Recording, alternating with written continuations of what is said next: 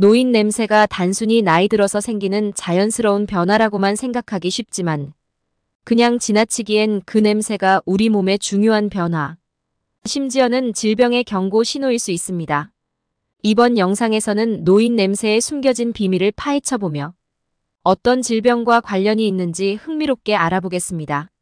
첫째, 당뇨병과 케톤 냄새는 달콤한 향기에 숨겨진 위험이 있습니다. 많은 사람들이 잘 모르는 사실 중 하나는 몸에서 나는 달콤한 과일 향이 당뇨병의 경고 신호일 수 있다는 것입니다. 당뇨병 환자의 몸은 포도당을 제대로 활용하지 못해 케톤체라는 물질을 만들어내는데 이 물질은 채취와 숨에서 달콤한 향을 나게 합니다. 그러나 이 냄새가 의미하는 건 단순히 향기로운 채취가 아닙니다. 케톤산증이라는 위험한 상태가 될 수 있죠.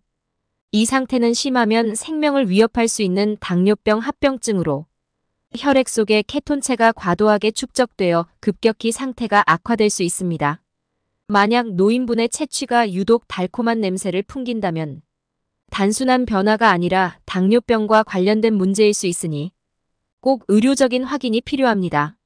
두 번째, 신부전과 암모니아 냄새. 물고기 냄새가 나는 이유입니다. 혹시 물고기 같은 냄새가 땀이나 소변에서 나는 경험을 하셨나요? 이 역시 단순히 지나치기엔 위험할 수 있습니다. 특히 신부전이 있는 사람들에게서 이런 냄새가 나는 경우가 있습니다. 신장은 우리 몸에서 필터 역할을 하며 노폐물을 걸러내는 중요한 기관입니다. 하지만 신장이 제 기능을 못하면 요소 같은 노폐물이 몸에 축적되기 시작하고 이때 암모니아 냄새가 나는 것입니다. 신부전 환자들은 체내에 축적된 독소 때문에 땀, 숨, 소변에서 강한 냄새를 풍기게 됩니다. 특히 물고기 냄새와 비슷한 이 냄새는 신장이 심각하게 손상되었음을 의미하며 신부전의 진행 정도에 따라 냄새가 더욱 악화될 수 있습니다. 그러므로 소변에서 강한 냄새가 난다면 반드시 의료 상담을 받아야 합니다. 세 번째, 간질환과 간성 악취 같은 달콤한 썩은 냄새는 주의하세요. 달콤하지만 썩은 냄새가 나는 경우는 간질환과 관련이 있을 수 있습니다. 간은 우리 몸에서 독소를 해독하는 중요한 기관입니다. 하지만 간이 손상되거나 제 기능을 다하지 못하면 독소가 체내에 축적되고 이로 인해 특유의 냄새가 나타날 수 있습니다. 간질환이 심각해지면 간성 뇌증이 발생하며 이때 간성 악취로 알려진 달콤하면서도 썩은 냄새가 나게 됩니다. 간질환 환자들은 이러한 냄새를 통해 자신의 상태가 악화되고 있음을 알 수 있습니다. 특히 간경변이나 간암 환자들에게서는 이러한 채취가 더욱 뚜렷하게 나타날 수 있습니다. 술을 많이 마시는 사람들이나 간 건강이 좋지 않은 사람들은 채취 변화를 주의 깊게 살펴보는 것이 중요합니다. 네 번째, 갑상선 기능 저하증과 채취입니다. 피지선의 변화로 인한 냄새인데요. 노인 냄새가 생기는 또 다른 이유는 갑상선 기능 저하증일 수 있습니다. 갑상선은 신진대사와 체온을 조절하는 중요한 호르몬을 분비하는 기관입니다. 이 호르몬이 부족하면 신진대사가 느려지고 체온 유지가 어려워지며 체내 피지선과 땀샘의 분비도 변화하게 됩니다. 이로 인해 채취가 변화하며 특정 냄새가 더 강하게 느껴질 수 있습니다. 갑상선 기능이 저하되면 피부가 건조해지고 피지 분비가 이상해지며 그 결과 땀 냄새가 심해질 수 있습니다.